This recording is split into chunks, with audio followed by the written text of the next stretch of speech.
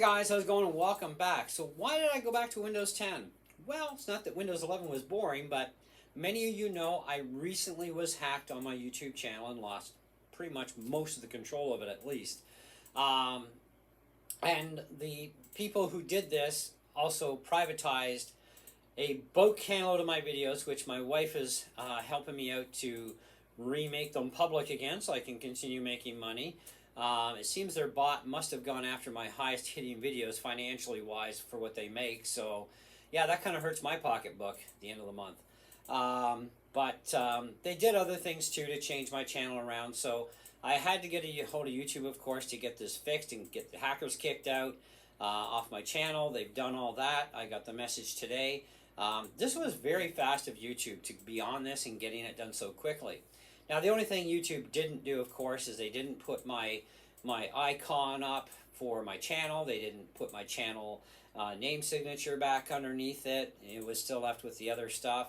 And, of course, my branding. The company that hacked me, the people that hacked me, got rid of my little branding watermark. It's like I had to redo all that again, too.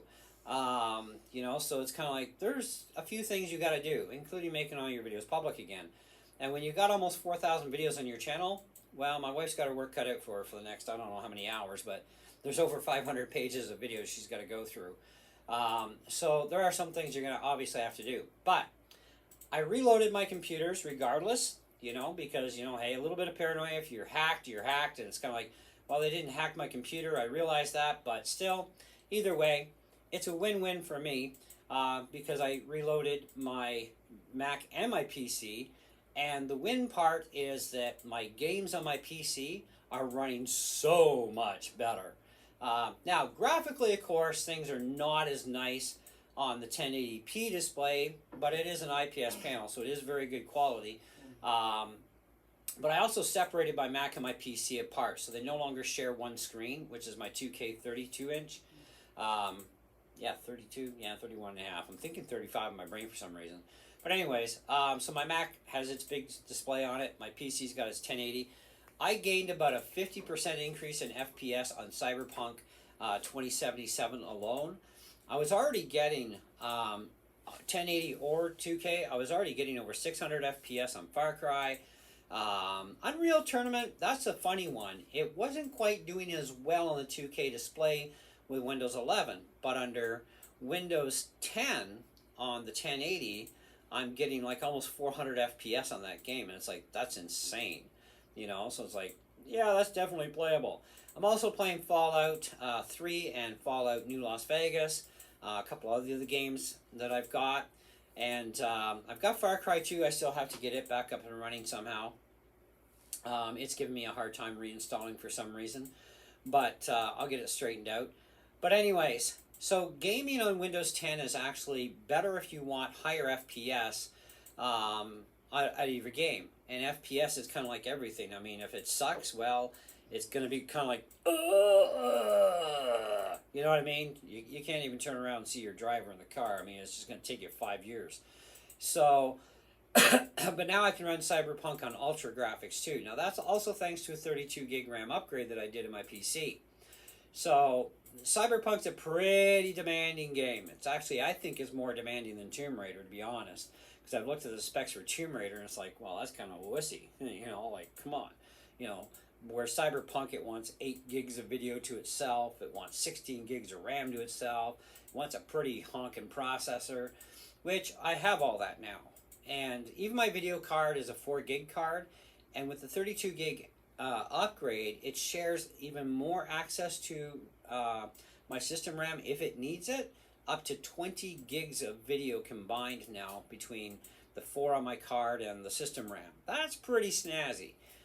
So I definitely will have no problems playing games. Now, obviously there will be some AAA titles in Ultra mode that might get a little bit sluggy if they're sharing system RAM with the card, but Cyberpunk has no complaints. So I'm happy with that.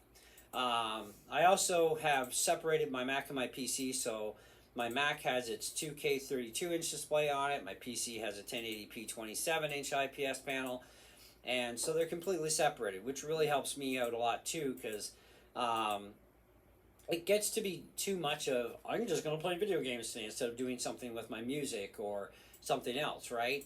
And since this hack happened too, I'm kind of like, well, you know what?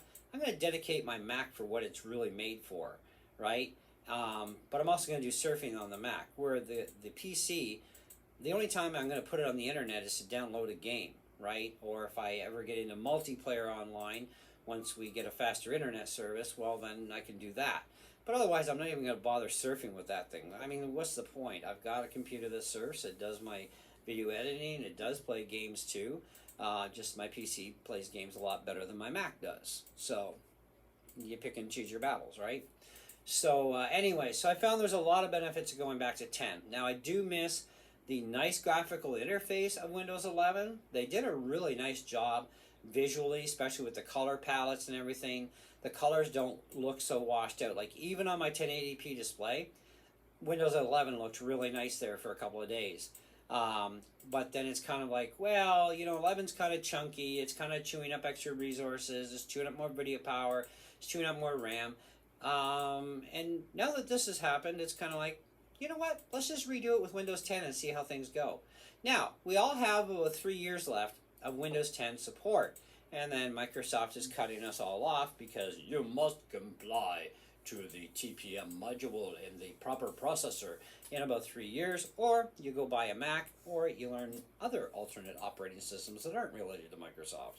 One way or another, you're going to have to do something within 3 years. Because Microsoft is done fooling around and playing, oh, okay, we'll give you more time kind of stuff, right? And of course, with them just buying out Blizzard now for like $68 or $69 billion, you know, the gaming industry is definitely going to change a lot there too. Which means we're going to have some pretty honking horsepower machines soon too. Anyways, yeah, more money to spend. Take my money, I want to play more games. I don't want an Xbox, I don't want a PlayStation, I want to play on my computer. And which is what I want to do. So, which means I got to have horsepower. So, there we go. Anyway, so Windows 10 offers a lot of benefits, obviously. And we're seeing the benefits. I'm seeing the benefits. 32 gigs of RAM, definitely ideal. I also swapped in a 980 gig, I think it is, or 960 gig SSD drive in place of my half a terabyte NVMe, which I took out and put into my Mac Quizlabs dock because it can hold an NVMe and an SSD in it. So I figured, well, why not? Let's see if we benefit any.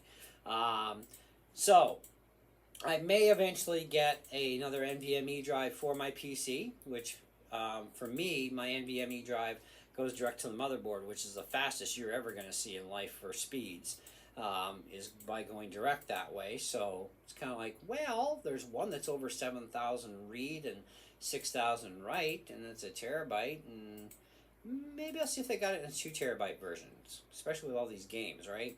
So anyway, so that's a plan for the future. We'll let you know when that happens. In the meantime, I'm going to do some gaming videos for you guys in the next little bit. Just short little jaunts through the different games I'm playing and how well they're doing, type of thing with the configurations of the system and the games. And you can see for yourself what it's like playing these games, especially if you haven't tried them out before. You know, I'm having a lot of fun with Cyberpunk, but I'll warn you right now, it'll take you probably half of your lifespan to actually get through the game. It's a really big game, a lot of adventure to it, a lot of action to it, a lot of storyline to it, and you've got 3 different types of way to set up your life cycle and how your life is going to turn out, which is kind of neat when you set up a new game and you can pick, you know, are you a nomad, are you this, are you that kind of thing, right? It's kind of really interesting, and that alters missions too, obviously, how that's going to work out in the end as well. Anyhow, so yeah, so I've pretty much, I'm going to stick with Windows 10 for probably the next longest while. I'm enjoying being back on it. I'm enjoying the better gaming experience. Although I'm not overly thrilled about the 1080p part, I am thinking maybe to find a curve screen, like a big curve screen that's 1080 with a high refresh rate, because I'm stuck right now at 75 hertz, and I've been wanting to try out a curve screen to see if they really are that immersive.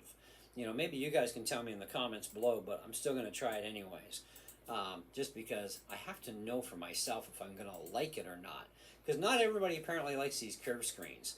And I've seen a few of them up for sale on Marketplace, and it's like, well, you know. And there's one sitting at the Hawk Shop that I'm thinking about too. Anyhow, that's what I got for you on this one. Thanks so much for staying tuned, and hey, we'll catch you on the next video. See ya.